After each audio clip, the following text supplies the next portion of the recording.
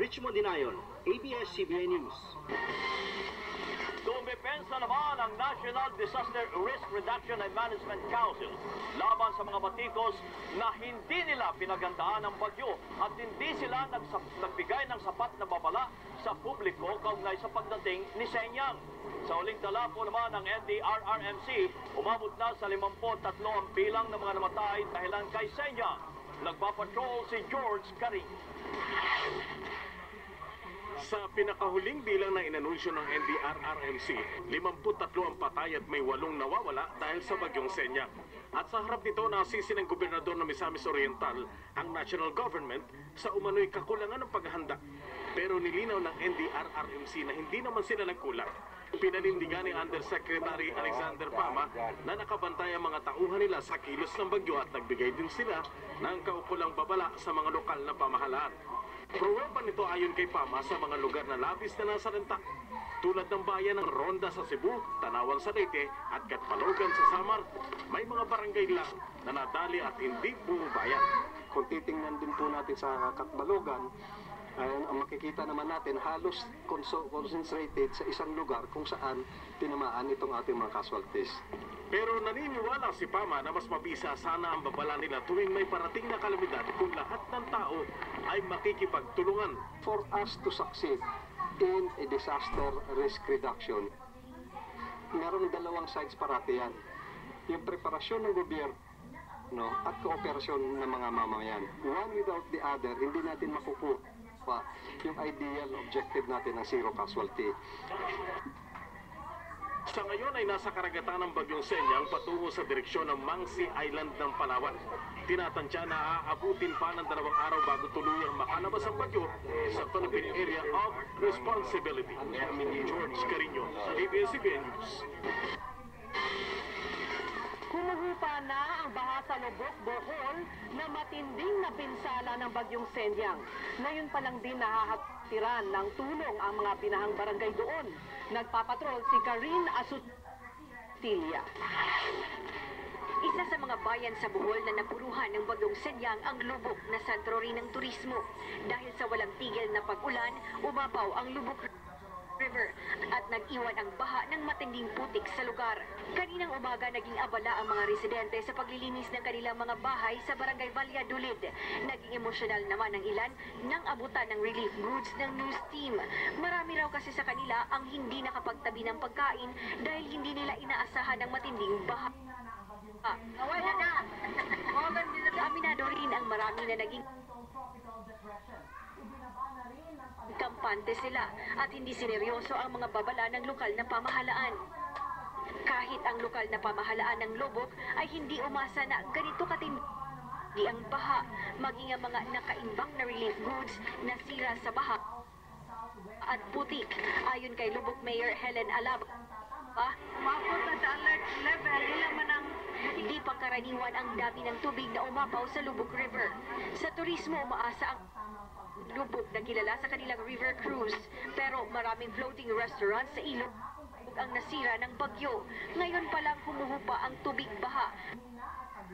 Kaya ngayon lang din napasok ng paunang tulong ang mga apektadong barangay. Sa ngayon, mabilisan yung contact natin with national government and the C-130s are there now at the airport bringing in the support here. Inaalam pa ang kabuang halaga ng pinsala ng bagyong Shenyang sa Bohol. Karin Asutilia, ABS-CBN News, Bohol. Matapos magbuhos ng matinding pagulan sa Visayas at Mindanao, humina na ang bagyong Shenyang dahil sa malamig na hanging amihan at isa na lang itong tropical depression. Ibinabana rin ng Pag-asa ang lahat ng heavy rainfall warnings at storm signals. Maliban na lang sa southern Palawan na nasa ilalim pa ng storm signal number 1. Bumaba naman ang galaw ng bagyo na kasalukuyang nasa 290 kilometers southwest ng Cuyo, Palawan, kaya hindi na ito direktang tatama sa southern Palawan. Pero mag-ingat pa rin ang mga kapamilya natin doon sa paminsan-minsang mahinang hanggang sa tamang pag-ulan. Bumagal rin ang takbo ng bagyong Senyang kaya posibleng sa Biyernes ng hapon pa ito lalabas ng Philippine Area of Responsibility. Dahil sa paghina at paglayo ni Senyang, inaasahang gaganda naman ang panahon sa buong bansa bukas, maliban na lang sa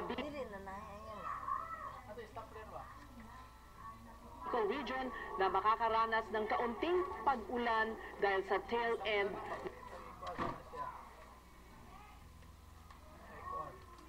ng isang cold front.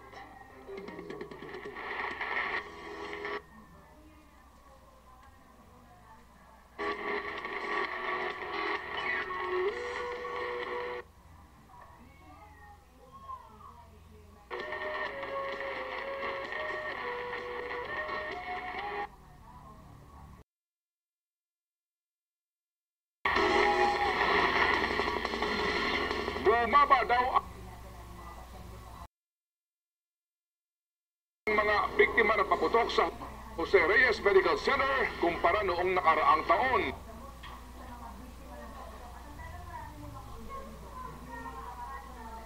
Pero posible pa rin daw na ito'y dumami habang papalapit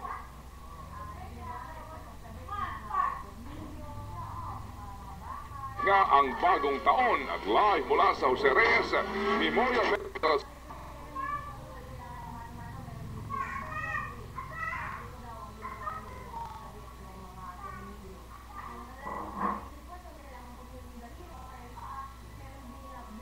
Center na po nagpapatrol Jenny Reyes.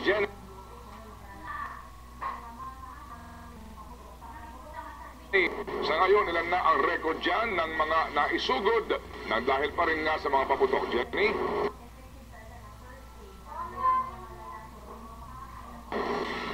Ted, mula noong December 21 hanggang ngayong araw na ito ay umabot na sa 25 ang naging biktima ng paputok na isinugod dito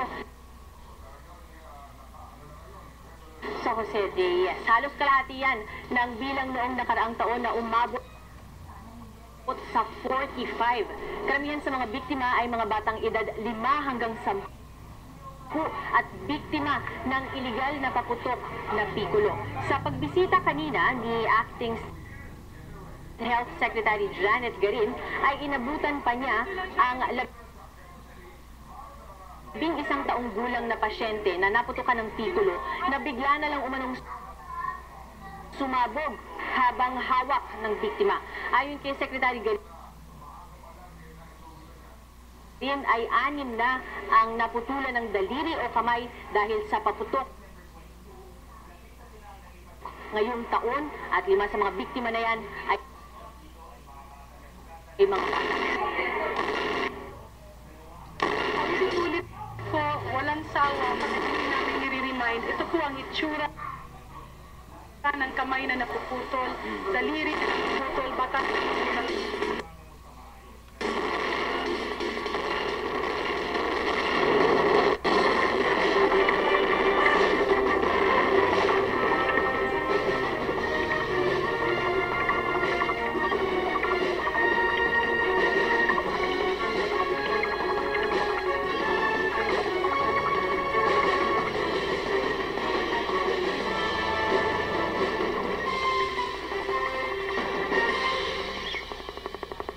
Panyawan Herbal Capsule, ano na kini nagkadiyang hiyas nga makatabang muayo sa atong mga